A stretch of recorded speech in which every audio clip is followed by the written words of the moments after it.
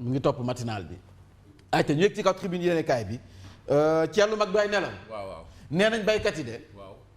campagne ñu jënd meex njaayum gerte gi fu mu nekk nii bu fekkee ñoom Sonacos dafa war rek yoroon xaalis sax bay jënd lu muy jënd vraiment ani lan lay jënd walaay parce que ñoom xaar nañoo xaar ba xamante ñu def ñu brader gerte gi bazarder ko tribune yéenekaay nee na beaucoup de paysans ont déjà bradé leur récolte Sonko nag nee na am na problème waaye DG Sonacos bi lu mu wax nee na fii problème amu fi yéenekaay bay wax nee na Sonko reconnaît qu'il y a problème le DG de la Sonacos affirme le contraire kon ani problème premier ministre nee na am na problème DG Sonacos nee na amul problème dañuy jàpp ne am na problème wala dañuy jàpp ne amul problème lu mu ci manti doon mi ngi nii xamuñu ban version la ñuy fiyer tel un médecin qui tente de sauver un malade après sa mort yéenekaay bay wax le DG de la Sonacos sourd au cri de cœur des paysans aux alertes DG Sonacos dafa mel ni kon déggul jàmbatu baykat yi ndax na ñëpp gis nañ ko baykat yi sa njafat séeréer ba ñu fa demee suñu équipe ba mu fa demee ba Ousmane Sonko di fa ñëw dégg nañ jàmbatu baykat yi dafa mel na DG Sonacos dégg ko tribune yéenekaay daal di ñëw ba tey ci visite de chantier bi nga xam ne Daouda Ngom bu bëggoon na ko amal muy jëriñ ñu dénk wàllum njàng mu kawe mi ci université Cheikh Anta Diop waaye nag collectif des amicales de wax fa dëgg dañ nekk bu fi dikk sa visite bii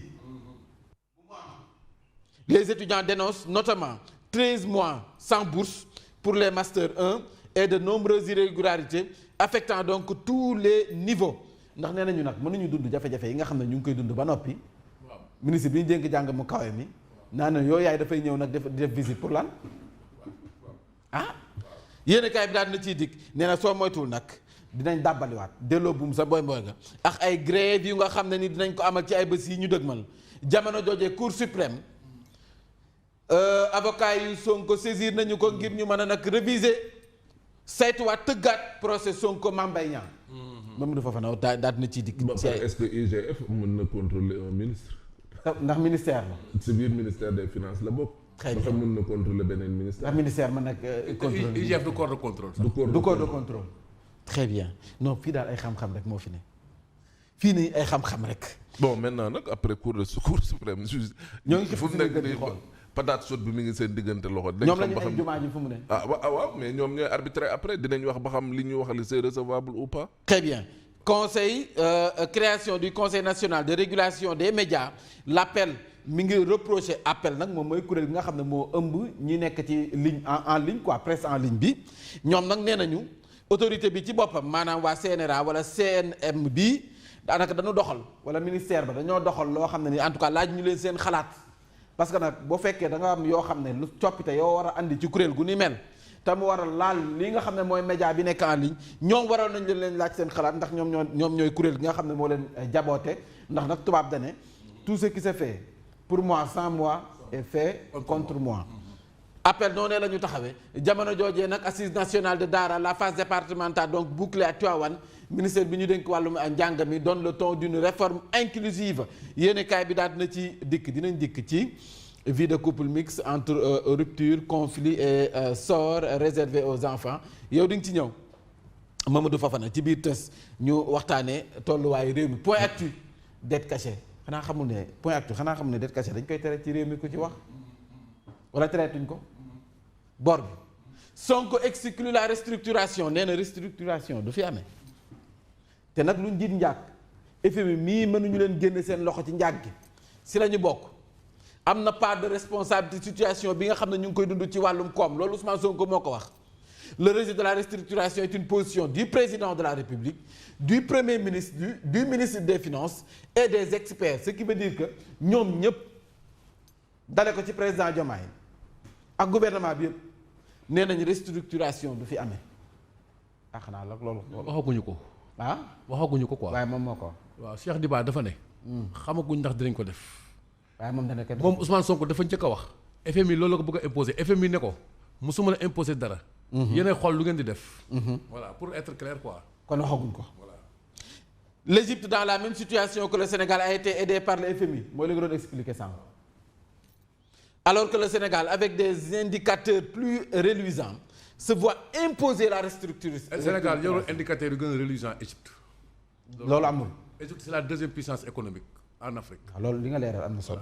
très bien Thierno Mag mu ngoog yéenekaay bi daal dinay dikk également si visite ministre bi foofee sa UCAD réew mi quotidien daal di dikk si restructuration bi ak bor bi en tout cas Sonko nee na du fi amee yéenekaay bi daal dina koy faram-fàcce ñu jàll ci enquête yéenekaay nee na wax fa dëgg neex yàlla nag diggante PASTEF ak coalition Diomaye ñoom ci boppam tànneef gi sax da leen di jaaxal fi mu nekk nii ndax nag entre tension interne et stratégie l'équation locale du PASTEF dafay demal ci gëli guyam coalition Diomaye demal ci gëli guyam am dañuy bokkaat rek ndax Diomaye mooy Sonko Sonko mooy Diomaye ngir demandoo lii ñoom waa PASTEF jaaxal na leen. def baax na Mame Mbaye. lu ñu def baax na ah ñoom i neen la. c'est l'un de nos soucis de Sénégalais. très bien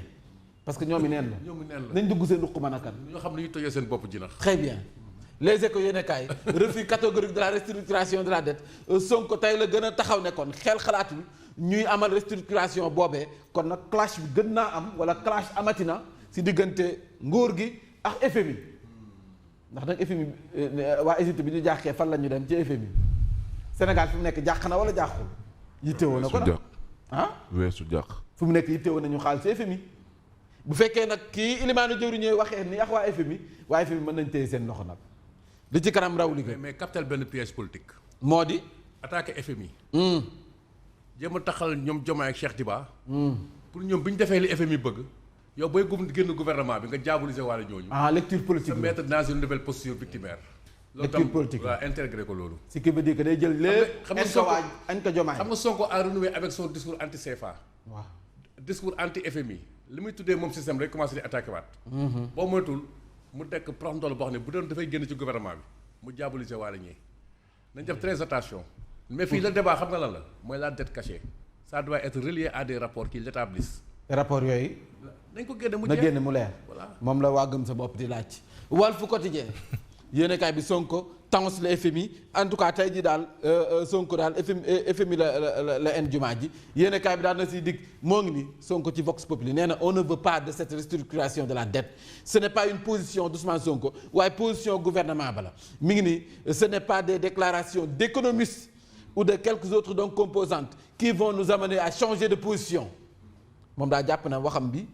nguur gee ko wax te xel xalaatu ñu siy changer position dellu ginnaaw mënu see am donc nag li ci kanam raw li gët xëj na feex fan yi néew l'observateur Mame Mbaye Niang wax na de bàyyi ay bomb nee na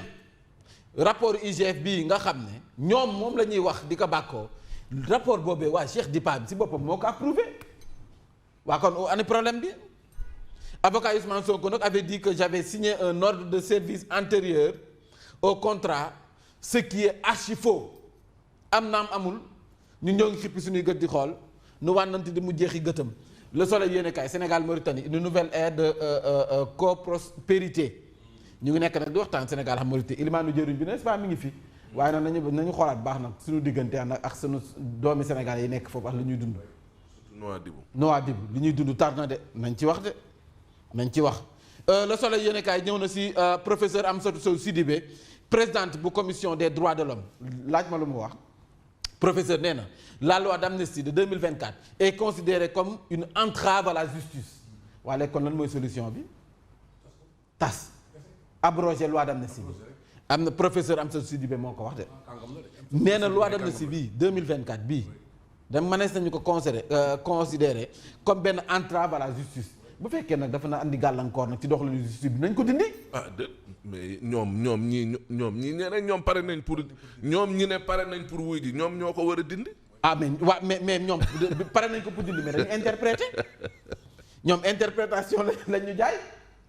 parce que dañ ne nañ ko dindi ñun ñëpp ñu wuy ji loolu Ousmane Sonko moo ko assemblée nationale. waaye ñoom ñu xëy gis ñuy interpréter léegi est-ce que bëgg nañ ko dindi kañ la Ousmane Sonko daan wax muy dañ. Ousmane Sonko bu daan wax ndigal jëfe la. waaw mu ne nañ ko dindi. ñoom ñu naan nañuy interpréter kan la Ousmane Sonko daan wax muy dañ.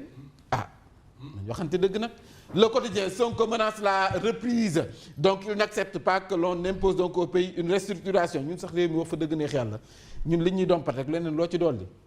dana metti torop de. waa Grand Place daal di ñëw gëm sa bopp monto créneau et accuse Bougane ak ñi nga xam ne ñoom la àndal ci gëm sa bopp les jàmbaar cette exigence la ñuy teg ci table ji nee nañ kenn mënu koo négocier sur la vérité sur la dette les camarades de Bougane exigent la publication exhaustive donc du bulletin statistique de la dette publique incluant les taux réels et les engagements cachés. benn fin du secret d'État nee nañ diffusion intégrale et sans censure des rapports de l'inspection générale maanaam IGE bu of nag ak Cour des comptes rapport yi nañu ko siwal bu fekkee rek jubal jubanti la ñuy woote ñu ne nañu publier immédiatement et vérifiable des déclarations de patrimoine de 7 hauts responsables dont Ousmane Sonko, le ministre des Finances, les dirigeants de Petrosen, du port de Dakar et le maire de Dakar. lii nag metti na DG bu port bi ba nee na tontu na moom Waly dette du Sénégal Ousmane Sonko fa mu tegoon tànkam teggiw ko te tey la gën a joxoñ baaraam waa FMI yéenekaay bi dikk na ci révélation généralisation des indemnités de logement inquiétude et réserve chez les maires fu mu nekk nag maire yi dañoo tiit ci li ñu bëgg a généraliser le Dakar waa gannaaw ba mu ñëwee ci borop FMI borop Sénégal bi ak nag Ousmane Sonko na mu soo waxee joxoñ baaraam waa FMI dikkaat na ci waa appel kuréel la nga xam ne moom moo ëmb ñi nekk ci média en ligne bi nee nañu d'accord nañu ci lii ñu bëgg a taxawal waaye nag nañu ko jëfe goo gis nañu ko waxtaanee moo sa waroon jiitu kon dañ ko waroon a waxtaanee le peuple quotidien Baba Aïdara wax na ci campagne arachidière bi mu ngi quand le premier ministre vend une illusion et met la filière en péril loolu moom moo ko xam ne nee na amul benn usine Sonacos donc aucune usine Sonacos n'a été fermée sous Macky Sall 450 000 tonnes à 305 francs CFA kilogramme bi une promesse irréalisable Baba Aïdara mooy wax dans l'administration le chef est toujours le premier responsable de la donc la souveraineté n'est pas donc un slogan yéenekaay bi daal dina ci dikk ana Odia temps yi nag Odia dafa jël yoonu boppam de Badou Odia ngi nii Aliou Sall la andi ministre bi ñu dénk communication ak ñi nga xam ne ñoo ko wër ku si nekk ak noo taxawee gendarme média ngi nii presse a ngi nii li la ñii ñëpp ay presse la ñu de ma presse